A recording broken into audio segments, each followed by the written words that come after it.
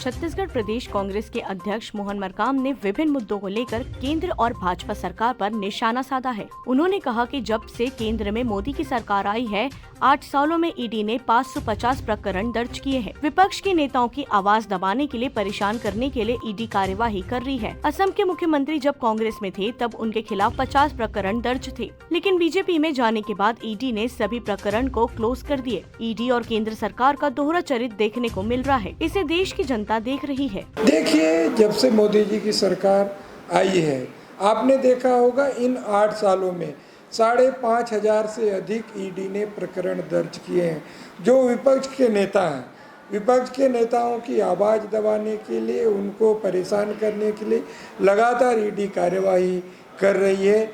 जहां आज देखिए, असम के मुख्यमंत्री जब कांग्रेस में थे तो उनके ऊपर 50 प्रकरण दर्ज थे। जब भारतीय जनता पार्टी में चले गए तो उनके जितने प्रकरण हैं ईडी ने क्लोज कर दिया। उसी तरह देखिए, आपने महाराष्ट्र के प्रकरण देखिए, 8, 10 या 20 लगभग जो विधायक थे, जो शिवसेना और अन्य दलों के थे, उनके ऊपर ईडी कार्यवाही की।